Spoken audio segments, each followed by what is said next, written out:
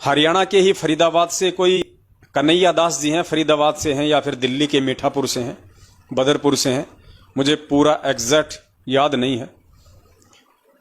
और कोई एक संस्था है मध्य प्रदेश में, क्या नाम है उसका, कोई एनजीओ है, कोई छोटा मोटा, कोई लॉर्ड बुद्धा फाउंडेशन के नाम से, उनके साथ वो जुड़े हुए हैं। और उस पूर्ण ब्रह्म परमेश्वर सतगुरु रामपाल जी भगवान की जमानत के वो लोग ठेकेदार बने हुए हैं कि हम गुरुजी को निकलवाएंगे तो ही गुरुजी बाहर आएंगे, नहीं तो नहीं आएंगे। अपना समय और भक्ति धन दोनों वो बर्बाद कर रहे हैं। अब इन लोगों की पुण्यात्माओं सबसे बड़ी जो कमजोरी है वो ये है कि ये अपनी घटिया सोच के चलते, अपनी मनमुखी सोच के चलते ऐसे लोग साध संगति से दूर हो जाते हैं और उसके बाद में इनको लगता है कि अब कहीं कोई ठोर ठिकाना नहीं है, वापस हमें साध संगति से ही जुड़ना पड़ेगा। तो फिर ये लोग दर दर की ठोकरें खा के वापस इसी पवनदास के पास या हमारे सत्सेवक भाई बहनों के पास में अपनी शंकाएं भेजते हैं व्हाट्सएप पे कि हमारी इस शंका का समाधान कराओ, हमारी इस शंका का समाधान करो। अरे भाई, जब तुम्हें मालूम था कि दूसरी जगह जाके या दूसरे काल प्रेरित भक्तों के साथ में जुड़ के तुम्हें धक्के खाने, ठोकर खानी है, क्यों छोड़ के गए? दास को डायरेक्ट ही बोल दो कि भगत जी मुझे ये समस्या है, मुझे ये शंका है और मेरे से ये गलती बन गई भगत जी, मैं अपनी नालायकी के चलते साथ संगति को छोड़ के उन काल प्रेरित लोगों का साथ हो गया मेरा। तो अब ये हमारे को शंकाएं भेजते हैं। अब इन्होंने कोई जमानत का अभियान चलाया, गुरुदेव की जमानत करवाएंगे, गुरुदेव की जमानत करवाएंगे। बेचारे भोले भाले भक्तों से जो नादान थे या नए नए जुड़े थे, उस लॉर्ड बुद्धा नाम के संस्था ने 500 या पता नहीं 1500 रुपए लेके उनसे फार्म भरवा लिए कि हम गुरुजी की जमानत करवाएंगे, अपना एफिडेविट दो, एफिडेविट दो। बेचारे नादान भक्तों ने फार्म भर दिए। अब आना जाना कुछ था नहीं और उन्होंने सोचा कि हम गुरुजी की जमानत के नाम पे एक बहुत बड़ा संगठन खड़ा कर लेंगे, बहुत सारे भक्तों को अपने पीछे जोड़ लेंगे। लेकिन अब इन लोगों को साल 1.5 साल में या साल 2 साल में इनको अच्छे से महसूस हो गया है कि संगत, साध संगति से जुड़ के ज्ञान आधार से इतनी मजबूत होती जा रही है कि संगत तुम्हारे ये जमानत वाले झांसे में नहीं आने वाली है। संगत अपने पूज्य गुरुदेव जी को पूर्ण ब्रह्म परमेश्वर मानती है, परमात्मा मानती है, बंदी छोड़ मानती है। और संगत ने ज्ञान आधार से भक्ति मार्ग पे चलना सीख लिया है। अब संगत तुम्हारे झांसे में नहीं आने वाली। तुम्हारे एफिडेविट, तुम्हारे जमानत वाले फॉर्मों पे लोग साइन नहीं करने वाले। लोग उस परमपिता परमेश्वर की नजरों में ऐसा कुकृत्य करके अपने गुरुदेव को मानुष समझने की गलती नहीं कर सकते। तो अब ये लोग अकेले पड़ गए, अलग थलग पड़ गए। पहले तो ये मान बढ़ाई और अहंकार में आके कि मैं लॉर्ड बुद्धा फाउंडेशन का रीजनल अधिकारी बन गया, मैं क्षेत्रीय अधिकारी बन गया, मैं मीठापुर का बादशाह बन गया। और भी थे 2-4, कोई हनुमान, कोई राजस्थान के गंगानगर से हैं, कोई पंजाब के मलोट से हैं। तो ये छोटे छोटे लेके पद अपने आप को ये केंद्रीय मंत्री समझने लग गए थे। और अब इनको साल भर में अच्छे से इनको महसूस हो गया कि भाई कोई दाल गलने वाली नहीं है, संगत तुम लोगों के झांसे में नहीं आने वाली है, संगत अपने परमात्मा को मानुष नहीं समझने वाली है। तो अब ये कहते हैं कि गुरुजी ने तो ये कहा था, हम तो उस आधार से जमानत के लिए अर्जी लगा रहे हैं। गुरुजी ने एक सत्संग में कहा था कि पुण्यात्माओं, हमने कानूनी तरीके से आगे बढ़ना है। ना हमने कभी कानून को हाथ में लिया, ना हम लेंगे, और हम कानूनी तरीके से ही आगे बढ़ेंगे। हमें अपने परमात्मा पे विश्वास है। इस छोटे से सत्संग का ये लोग हवाला देते हैं, जो सत्संग परमपिता परमेश्वर ने बरवाला कांड 2014 से पहले किया था। और इसी आधार पे गुरुदेव के उस सत्संग के संकेत को ना समझ के, इशारे को ना समझ के, क्योंकि पुण्यात्मा दास पहले भी कह चुका है, धरती पे तत्वदर्शी संत प्रकट है। और उस तत्वदर्शी संत के सत्संगों को समझना श्रीमद् भागवत गीता को समझने से भी टेढ़ी खीर है। आप गीता को समझ सकते हैं, लेकिन गुरुदेव के सत्संगों में जो संकेत हैं, जो इशारे हैं, उनको समझना बेहद मुश्किल है। उनको तो वही प्राणी समझ सकता है, वही भगत समझ सकता है जिस पे स्वयं गुरुदेव ने समझने की दया कर रखी हो, दया बख्शिश कर रखी हो। परमात्मा कहते हैं, सब सुमरे अपने अनुमाना तो गति लखी न जाए। और कहे कबीर कृपया कर जन पे ज्यों की त्यों समझाए। जिस पे सतगुरु की मेहर हो, सतगुरु की रजा हो, जिसको सतगुरु समझाना चाहेगा या जिसको आगे खड़ा करना चाहेगा, जिसको निमित्त बनाना चाहेगा, वही उन संकेतों को समझ सकता है। तो ये भाई धोखा खा गए गुरुदेव के उस सत्संग के वास्तविक संकेत को ना समझ के, और मान बढ़ाई में आके इन्होंने गुरुदेव की जमानत का ठेका ले लिया। कुछ समय के लिए ये लोग ठेकेदार बन गए और अब इनकी स्थिति वो हो रही है जो कहते हैं कि धोबी का कुत्ता, ना घर का ना घाट का। अब ना तो ये उधर के रहे, दो भगत इनके साथ में खड़े नहीं हो रहे, अकेले ये कुछ कर नहीं सकते, और वापस ये मारे शर्म के साथ संगति से ये जुड़ नहीं सकते। लेकिन हमारी तो इनसे प्रार्थना है, विनती है कि भैया साध संगति का जो प्रोग्राम है, ये कोई सरकारी संस्था नहीं है जो एक मोटी रकम देके आपको जुड़ना होता है।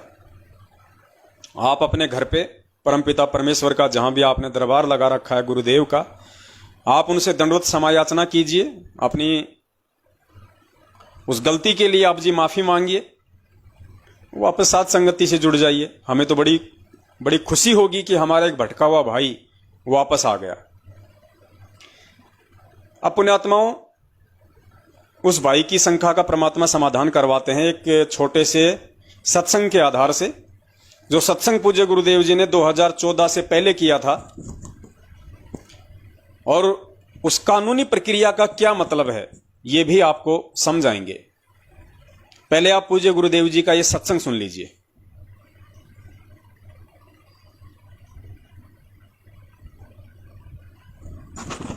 इस सत्संग में, यह 4 मिनट का सत्संग है, इसमें परमात्मा सतलोक आश्रम बरवाला में जब थे तो परमेश्वर ने जिक्र किया करोथा कांड का 2006 का, और 9 अप्रैल 2013 को फिर से करोथा कांड हुआ था, उसका भी परमात्मा ने जिक्र किया।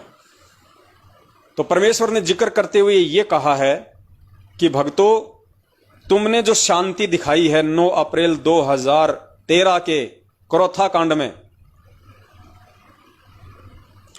आगे भी तुमने इसी प्रकार से शांति दिखानी है। भक्तों की रहनी करनी इसी प्रकार की होनी चाहिए। आप लोगों ने मेरी आत्मा को गदगद कर दिया।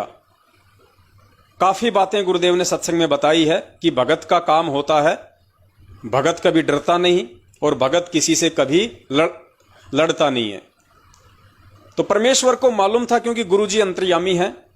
9 अप्रैल 2013 की वो घटना थी और 18 नवंबर 2014 को गुरुदेव की आंखों के सामने बरवाला कांड घूम रहा था। अंतर्यामी को मालूम था। तो परमेश्वर ने सतलोक आश्रम मैनेजमेंट हरियाणा वालों को और उन तमाम भगत आत्माओं को जो 2014 के बरवाला कांड में काल प्रेरित सतलोक आश्रम मैनेजमेंट हरियाणा की साजिश का हिस्सा बनने वाले हैं, जाने अनजाने में, उन सभी आत्माओं को चेताने के लिए, उनको जागरूक करने के लिए परमेश्वर ने सत्संग में यह संदेशा दिया था कि बच्चों शांति रखना, धैर्य रखना, क्योंकि मालिक को पता था कि काल कांड करवाएगा। और जो मैनेजमेंट है, जो मेरा भाई है, मेरे बेटा बेटी हैं, मेरे रिश्तेदार हैं, वो काल प्रेरित हो चुके हैं, वो अपनी मर्यादा तोड़ चुके हैं, मुझसे दूर हो चुके हैं। ये लोग काल के एजेंट बनेंगे और काल इन लोगों को मोहरा बना के बरवाला कांड करवाएगा। तो परमेश्वर ने इस 4 मिनट के सत्संग के माध्यम से भक्तों को आगाह किया था कि बच्चों, जो शांति तुमने 9 अप्रैल 2013 करोथा कांड में दिखलाई है, वही शांति, उसी प्रकार का जो अमल की व्यवहार होता है कि संत न छोड़े संतता, चाहे कोटिक मिले असंत। भगत किसी भी स्थिति में अपना होश नहीं खोता है, भगत जोश में नहीं आता है, भगत को भगवान पे विश्वास होना चाहिए। ये सारी बातें परमेश्वर ने जोर देके इस 4 मिनट के सत्संग में समझाई। और यही वो कारण था जो परमेश्वर ने कहा था उस सत्संग में कि हम कानूनी तरीके से चलेंगे।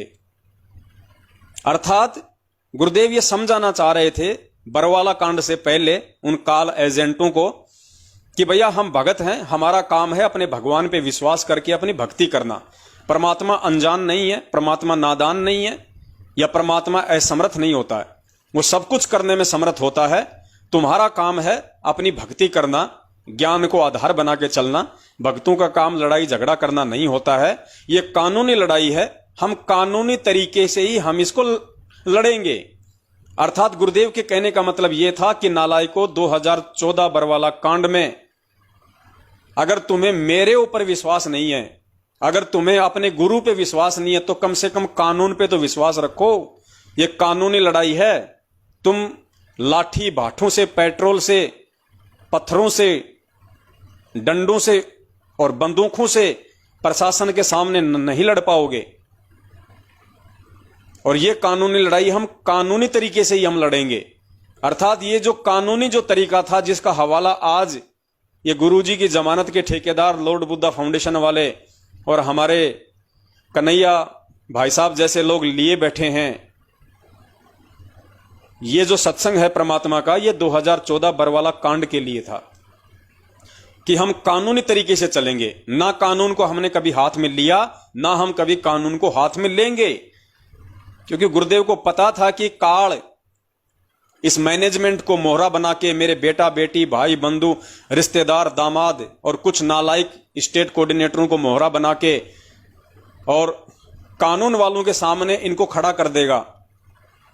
मालिक को पहले ही इन सब बातों का पता था। इसलिए परमात्मा बार बार सत्संगों के माध्यम से, मालिक को पता था कि ये तो काल प्रेरित हो चुके हैं, ये तो मानेंगे नहीं, लेकिन कुछ जो भगत हैं, जो आत्माएं हैं, जो इनके झांसे में आ चुकी हैं, या जो आत्माएं आगे चल के ये लोग अपने पक्ष में करेंगे, कम से कम वो आत्माएं तो बचें।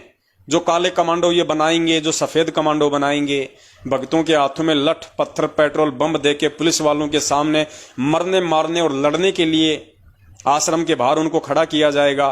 गुरुदेव की आंखों के सामने चित्रण पहले ही चल रहा था, क्योंकि गुरुदेव अंतर्यामी होते हैं। तो उन सब घटनाओं को रोकने के लिए और अपने भक्तों को आगाह करने के लिए परमेश्वर ने 2014 से पहले ये कानून वाली बात कही थी कि बच्चों, ये कानूनी लड़ाई है, हम इसको कानूनी तरीके से ही लड़ेंगे, हमने जल्दबाजी नहीं करनी। कोई दूसरा जो घटिया जो कदम है, जो कर्म है, वो हमने नहीं उठाना। ये था तो परमेश्वर का सत्संग, इस मकसद को लेके। और इन लॉर्ड बुद्धा फाउंडेशन वालों ने जो बरवाला कांड के बाद में गुरुजी से नाम दीक्षा लिए हैं, देखा देखी में जुड़ गए। और परमात्मा कहते हैं, ज्ञान संपूर्ण हुआ नहीं, हृदय नहीं छदाए, और देखा देखी भक्ति का रंग नहीं ठहराए। तो ये मान बड़ाई के पुजारी, इन्होंने सोचा कि संत रामपाल जी महाराज जी की संगत भी वैसे ही होगी जैसे बाबा जय गुरुदेव की है, आसाराम जी की है, धन धन सतगुरु वाले की है। थोड़ा बहुत इनको लोभ लालच दो, थोड़ा बहुत इनको थोड़ा सा डिफरेंट दिखाओ अपने आप को कि हम गुरुजी के लिए ये करना चाहते हैं, हम ये कर रहे हैं, तो संगत मूर्ख है, हमारे पीछे जुड़ जाएगी। और मेरा जो एनजीओ है, मुझे मेरे एनजीओ के सदस्य बढ़ाने का मौका मिल जाएगा। उनका मकसद था ये। और 500 रुपए के नाम पे वो एफिडेविट बनवाना, फार्म भरवाना, उस संस्था का भक्तों को मेंबर बनाना। तो इन्होंने हो सकता है 20, 30, 40 हजार रुपये भी अपने जेब में डाल लिए। तो मकसद इन लोगों का ये था। अब आप पूज्य गुरुदेव जी का 4 मिनट का वो सत्संग सुनिए, जिससे आपको क्लियर हो जाएगा कि वास्तव में गुरुदेव का मकसद वो कानूनी जो दाव पेच वाली बात है कि हम एक कानूनी लड़ाई कानून के हिसाब से ही हम लड़ेंगे, केवल 2014 के बरवाला कांड को हल्का करने के लिए या रोकने के लिए और अपनी उन तमाम आत्माओं को आगाह करने के लिए था, ना कि आज वर्तमान में गुरुदेव की जमानत के ठेकेदार बनने के लिए। पुण्यात्माओं, अगर ये लोग समझ जाते परमेश्वर के ज्ञान को और परमेश्वर के मिशन को, तो आज ये सत्सेवकों के साथ मिलकर अपने भटके हुए भगत भाई बहनों को जगाने की ओर अग्रसर होते, ना कि गुरु जी के ठेकेदार बनते। भगत बीज पलटे नहीं, चाहे आए पड़ोसो झोल, और जय कंचन बिष्टा पड़े, घटे नता का मोल। यदि सोने को, गोल्ड को टट्टी के अंदर डाल दिया जाए, उसकी कीमत कम नहीं होती। जिसको पता लगता है कि गोल्ड है, उठाकर साफ करके और अपनी तिजोरी में रख लेता है। तो पुण्यात्मा, हमारे ऊपर जो गंध डाला था, आज जनता को पता चला कि सोने के ऊपर ये दुष्ट लोगों ने कूड़ा करकट डाल दिया था।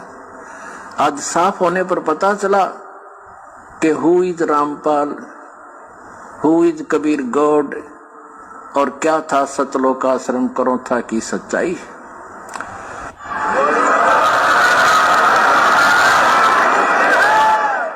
पुण्यात्मा, दुष्ट लोगों का काम तो उनका स्वभाव ही होता है दुष्ट कर्म करने का, और साधु संतों का काम होता है स्वभाव जो उनका होता है परमार्थ ही करने का।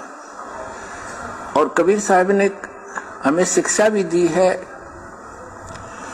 कि जो तोकू काटा बोवे ताको बो तू फूल, तो हे फूल के फूल हैं वाह को है त्रिशूल। हमें परमात्मा कहते हैं कि आपको यदि कोई कष्ट देता है आप उसको कुछ ना कहो, परमात्मा पर छोड़ो, फिर देखना वो उसका कैसा रिजल्ट आपको देगा। जो तोकू काटा बोए वाको बो तू फूल, और तोहे फूल के फूल हैं वाको है त्रिशूल। वो तो विधान है परमात्मा का, जो जैसे कर्म करेगा उसको फल तो मिलेगा ही मिलेगा। अब पुण्यात्मा कहते हैं संत न छोड़े संतता, कोटिक मिलो असंत। साधु भक्त अपना स्वभाव नहीं चेंज किया करते, बदला नहीं करते, चाहे कितने असंत दुष्ट लोग उनसे कितना ही बुरा व्यवहार करते रहे, वो भगवान पर विश्वास रखने वाले होते हैं।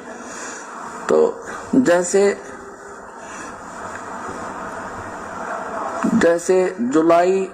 12 जुलाई सन 2006 को क्रोथा कांड उन्हीं दुष्ट लोगों ने किया था जो आज 9 अप्रैल सन 2013 में उन्होंने अपनी जात फिर दिखा दी जनता के सामने। वह सच्चाई आ गई कि ये कितने अच्छे लोग हैं और कितने झूठे हैं, कितनी अफवाह फैलाई थी। यही कारण उस दिन था, वही कारण 9 अप्रैल को इन्होंने करके दिखा दिया। पुण्यात्मा, आप परमात्मा पे विश्वास रखना। संत साधु कभी किसी का बुरा नहीं सोचते, ना करते और ना ही सोचना चाहिए। परमात्मा से कोई चीज छुपी नहीं है। यदि हम भगवान से डरने वाले हैं और हम परमात्मा कबीर जी को परमात्मा मानते हैं तो भगवान वाले काम किया करता है। आपने बहुत शांति रखनी पड़ेगी। उन दुष्टों का तो नाश होया पड़ा है, उनका तो पतन हो रहा है। वो चाहते हैं कि आपका भी नाश कर दें झगड़ा वगड़ा करके। आपने जो सही देखो पुण्यात्मा, यहाँ गुरुदेव कितने प्यार से आने वाली उस घटना से अपने बच्चों को बचाने के लिए समझा रहे हैं कि पुण्यात्माओं, अगर आपको भगवान पे विश्वास है, अपने कबीर परमात्मा पे विश्वास है, तो भगवान वाले काम किया करता है। और आगे पूज्य गुरुदेव जी उन काल प्रेरित सतलोक आश्रम मैनेजमेंट हरियाणा वालों से संगत को आगाह कर रहे हैं, क्योंकि पुण्यात्माओं 2014 के बरवाला कांड में आर्य समाजियों का -0% भी कोई लेन देन नहीं है। 2014 के बरवाला कांड में 0% भी लेना देना किसी भी आर्य समाजी का नहीं है। और यदि किसी आर्य समाजी का लेना देना है तो दास कई बार बोल चुका है, पिछले 7 वर्षों से तकरीबन 700 बार बोल चुका है।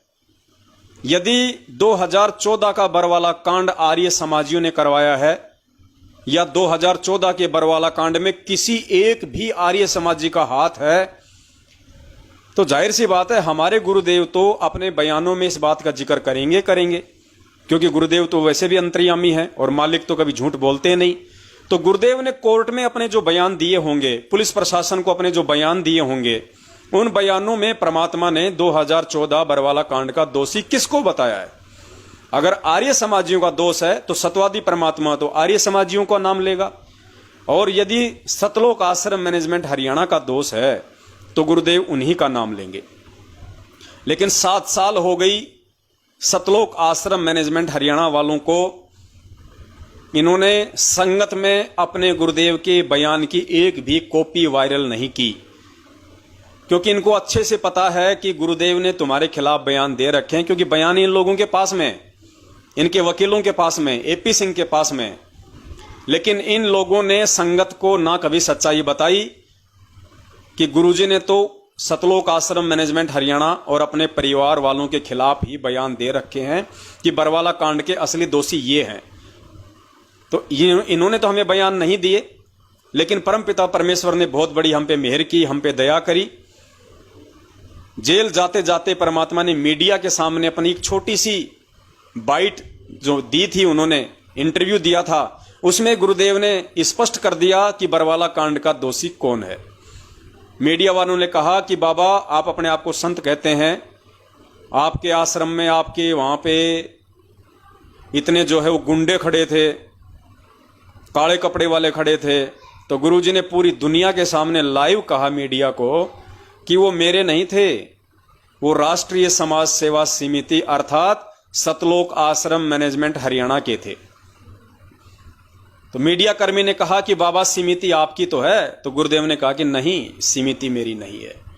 पुण्यात्माओं, ये सतवादी भगवान है, धरती पे प्रकट है, इसकी लीलाओं को समझना आम व्यक्ति के बस की बात नहीं है।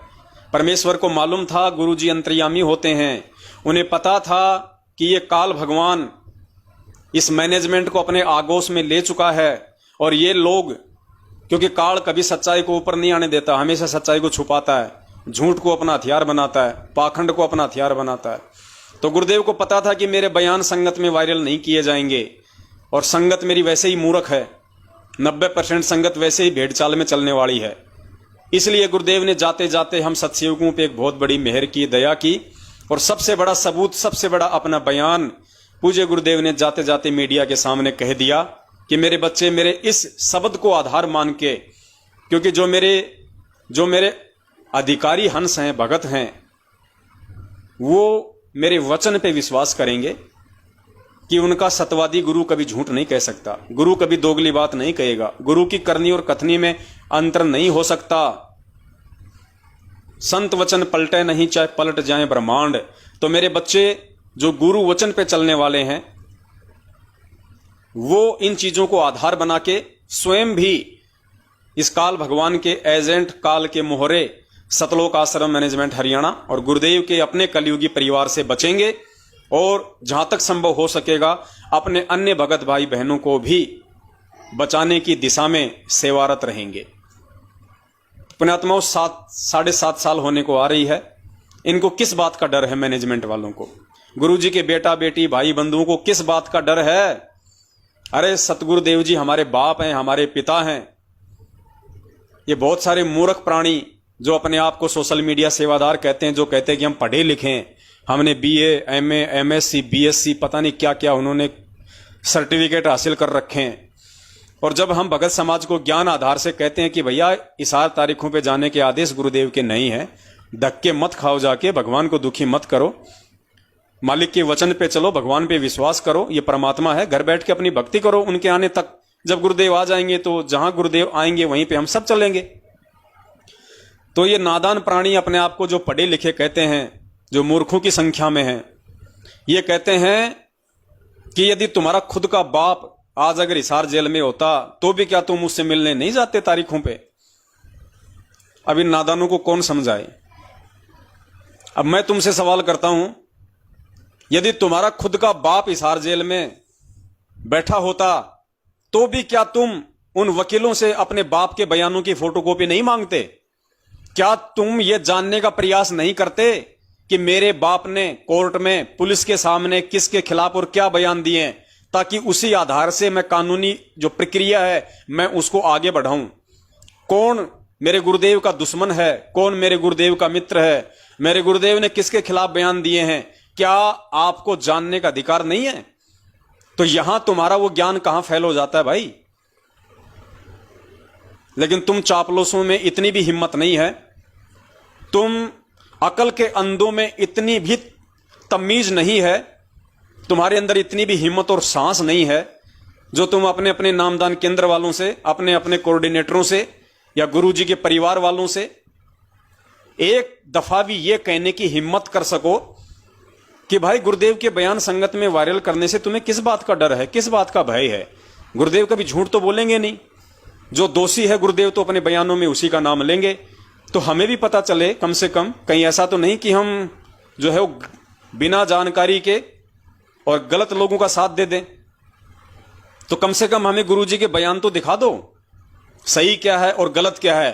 लेकिन 90% चापलूस संगत की आज औकात नहीं है कि वो इन काल एजेंट सतलोक आश्रम मैनेजमेंट हरियाणा वालों से, अपने अपने फर्जी नामदान संचालकों से और मूर्ख कोऑर्डिनेटरों से इस बात का सवाल कर सकें, अपने ही बाप के बयानों की फोटो कॉपी मांग सकें। तो तुम काहे के भगत हो, काहे की तुम भक्ति कर रहे हो, ड्रामा कर रहे हो, ड्रामा।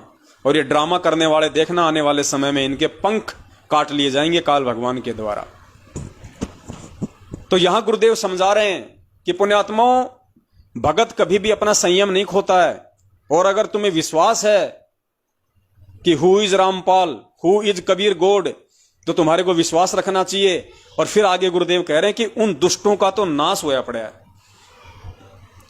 किन दुष्टों का? यहां गुरुदेव संकेत कर रहे हैं अपने परिवार वालों का, सतलोक आश्रम मैनेजमेंट हरियाणा का, उन तमाम स्टेट कोऑर्डिनेटरों का जो 2014 से पहले ही काल प्रेरित होकर महेंद्र भगोड़े के आश्रम में चापलूसी करने लग गए थे। गुरुजी को कम और अपने सेकंड गुरु महेंद्र भगोड़े को ज्यादा महत्व देने लग गए थे, जो काल प्रेरित हो चुके थे। गुरुदेव को पता था कि ये इस कांड में मुख्य भूमिका निभाएंगे, ये काल का मोहरा बने हुए हैं। तो गुरुदेव कह रहे हैं कि उन दुष्टों का तो नाश होया पड़ा है और वो चाहते हैं कि तुम्हारा भी नाश कर दें, अर्थात संगत का भी नाश कर दें। मालिक को पता था कि बेचारी भोली संगत को कहीं कमांडो बना के खड़ा करेंगे। बताओ, हम पूर्ण परमेश्वर की भक्ति कर रहे, हम अपने आप को कबीर पंथी कहते हैं। और कबीर पंथ की तो वैसे भी एक पहचान है सफेद पोशाक। सफेद पोशाक यानी शांति का प्रतीक, सहजता का प्रतीक, साधुता का प्रतीक, विनम्रता का प्रतीक, आधीनी का प्रतीक। इन्होंने उन सभी मापदंडों के विपरीत और बेचारे हमारे जैसे युवा भक्तों को उस समय, जिनको इतना ज्ञान नहीं था, जो गुरुदेव के सत्संगों पे इतना विचार नहीं कर पाए थे, बेचारों को काले कपड़े पहना के, हाथों में डंडा, पत्थर, पेट्रोल बम दे दे के और उनको कमांडो बना दिया। गए थे आश्रम में भक्ति करने, बना दिया हमारे को वहां पे कमांडो, गुंडा और मवाली, गुरुदेव को बदनाम करवाने के लिए, आश्रम को नष्ट करवाने के लिए, संगत को छिन्न भिन्न करवाने के लिए। तो मालिक को पता था, अंतर्यामी को, इसलिए गुरुदेव बार बार सत्संग में इन बातों का जिक्र किया करते थे कि भक्तों, यदि तुम्हें विश्वास है अपने भगवान पे, तो भगवान भगवान वाले काम किया करता है, तुम कानून हाथ में मत लेना। संत का काम होता है सहजता में रहना। जो तोकू काटा बोवे ताको बो तू फूल, गुरुदेव कह रहे हैं। और फिर परमात्मा कह रहे हैं उन दुष्टों का तो नाश होया पड़ा है। वो तो चाहते हैं कि तुम्हारा भी नाश कर दें, अर्थात संगत का भी नाश कर दें। और उन्होंने बरवाला कांड में काफी संख्या में संगत का भी नाश कर डाला, जिसके विषय में गुरुदेव पहले से ही आगाह कर रहे थे। सुनिए। परमात्मा से कोई चीज छुपी नहीं है। यदि हम भगवान से डरने वाले हैं और हम परमात्मा कबीर जी को परमात्मा मानते हैं, तो भगवान भगवान वाले काम किया करता है। आपने बहुत शांति रखनी पड़ेगी। उन दुष्टों का तो नाश हुआ पड़ा है, उनका तो पतन हो रहा है। वो चाहते हैं कि आपका भी नाश कर दें झगड़ा वगड़ा करके। आपने जो संयम दिखाया 9 अप्रैल सन 2013 में करोथा के अंदर, मेरी आत्मा गदगद कर दी। बच्चों, तुमने साधुता दिखाई और आगे भी इतना संयम रखना। कहते हैं हस्ती डर माने नहीं जो स्वान बुकाही, और शीश महल को देख कर वो भौंक भौंक मर जाएंगे। गुरुदेव कह रहे हैं कि बच्चों, तुमने 9 अप्रैल 2013 में करोथा में जो संयम दिखाया, जो साधुता दिखाई, आगे भी तुमने ऐसी ही साधुता दिखानी है। आगे मतलब पुण्यात्मा, गुरुदेव को पहले ही पता था कि 1 साल बाद में बरवाला कांड होने जा रहा है। इसलिए गुरुदेव इस 2013 के सत्संग में कह रहे हैं कि आगे भी ऐसी ही साधुता दिखानी है, अर्थात कानून हाथ में नहीं लेना। किसी भगत के बहकाव में आके तुमने सामने वाले के साथ में अभद्रता वाला व्यवहार नहीं करना, लाठी भाठे नहीं चलाने। परमेश्वर अंतर्यामी को पहले ही पता था, इसलिए गुरुदेव कह रहे हैं कि आगे भी ऐसी ही साधुता दिखाना। लेकिन पुण्यात्मा भगत समाज परमेश्वर के इन इशारों को नहीं समझ पाया। ये दास भी निकृष्ट नीच व्यक्ति जो इन काल एजेंटों के बहकाव में आके वहां पे काले कपड़े पहन के वहां पे कमांडो बन के खड़ा हुआ था। क्योंकि 13 या 12 अप्रैल 2013 को दास ने नाम लिया था, 1 साल ही हुआ था नाम लिए हुए। अगले साल इन दुष्टों ने वहां पे करोथा कांड करवा दिया, बरवाला कांड करवा दिया। हम लोग इतना ज्ञान से परिचित नहीं थे, नहीं समझ पाए थे उस परमपिता परमेश्वर के दर्द को, और हम भी इनकी साजिश का शिकार हो गए थे वहां पे। लेकिन 2015 के बाद में परमात्मा ने ज्ञान योग खोला, परमेश्वर ने सद्बुद्धि बख्शी, सारी घटनाओं से परमात्मा ने रूबरू करवाया, और आज परमेश्वर शायद दास के उस पाप कर्म को आज ये सेवा दे के साध संगति वाली अपने भाई बहनों के साथ में मिलके परमेश्वर की चर्चा, उनकी महिमा का गुणगान करने की सेवा देके शायद परमात्मा इस नीच के उन पाप कर्मों को धो रहे हैं, साफ कर रहे हैं, जो दास ने अनजाने में, क्योंकि पुण्यात्माओं नहीं ज्ञान था इतना, और हम तो अपने गुरुदेव का आदेश समझ के ही वो सब कुछ कर रहे थे। जैसा कि आज 90% संगत उसी राह पे चल रही है जिस राह पे नादाने में हम 2014 में चल रहे थे।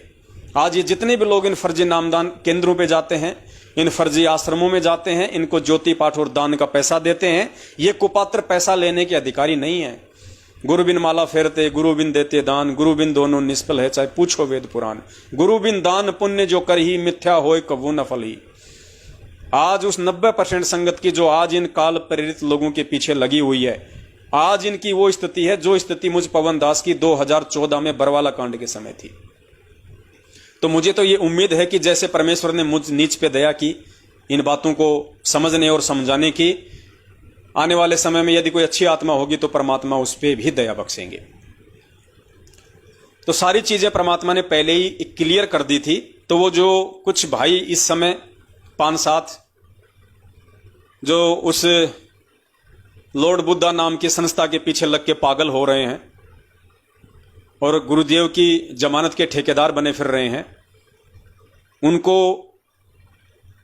परमपिता परमेश्वर जी के इस सत्संग को आधार बना के ये समझना चाहिए कि वो बात जो गुरुदेव कह रहे थे कि हमने ना कभी कानून तोड़ा है ना तोड़ेंगे और हम कानून के हिसाब से ही हम चलेंगे, ये बातें गुरुदेव उन काल एजेंटों को 2014 बरवाला कांड से पहले बार बार समझा रहे थे कि नालायकों कानून हाथ में मत ले लेना, आगे भी ऐसी साधुता दिखाना, आगे भी ऐसा व्यवहार करना, बदनामी का कारण मन मत बन जाना। लेकिन काल एजेंट थे, परमेश्वर की मर्यादा से दूर हो चुके थे, और कुछ रजा इसमें उस परमात्मा की भी होती है। मालिक को भी ये देखना था कि देखे 27 साल से मैंने जो ज्ञान दिया है भगत समाज को, 5-10 साल अगर मैं इनसे दूर हो जाता हूं तो मेरे ज्ञान पे वो कितना टिकते हैं, कितना चलते हैं। यहाँ खाली आश्रम में शनिवार और रविवार के दिन खाली खीर खाने आते थे या सत्संग सुनने आया करते थे। तो बहुत सारे खेल हैं पुण्यात्माओं, बहुत सारी बातें हैं। परमेश्वर धरती पे प्रकट है और हर प्रकार से परमात्मा इस जीवात्मा का बल निकालेगा, चारों दिशाओं से इसकी बुद्धि को ओपन करेगा,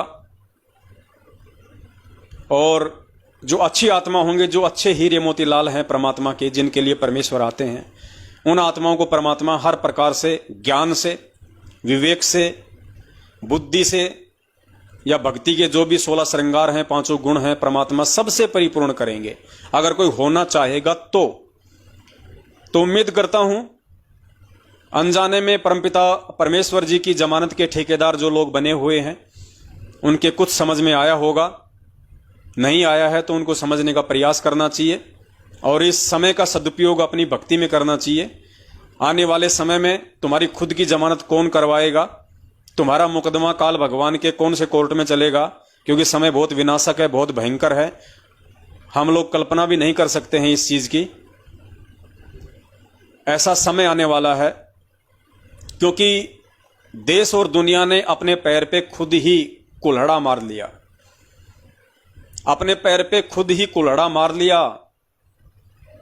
सन 1994 से 2014 तक पूज्य गुरुदेव ने दुनिया को समझाने में कोई कसर नहीं छोड़ी, दुनिया को चेताने में कोई कसर नहीं छोड़ी, लेकिन दुनिया ने भी मूर्खता और मंदबुद्धिता दिखाने में बिल्कुल भी कसर नहीं छोड़ी। पूज्य गुरुदेव के ज्ञान को स्वीकार नहीं किया। जो आत्माएं उनके ज्ञान को समझ पाई, स्वीकार कर पाई, वो आज सत्सेवकों की लिस्ट में है, वो साध संगति से जुड़ी हुई है। और दुनिया की तो हम क्या बात करें, 90% खुद गुरुदेव के भगत भी नहीं समझ पाए, गुरुदेव के भगत भी उनसे परिचित नहीं हो पाए, उनके विधान और भक्ति संविधान से अपरिचित रहे, जिसके चलते आज 7 साल से इतना समझाने के बाद भी वो 90% संगत अपनी मनमानी और घटिया हरकतों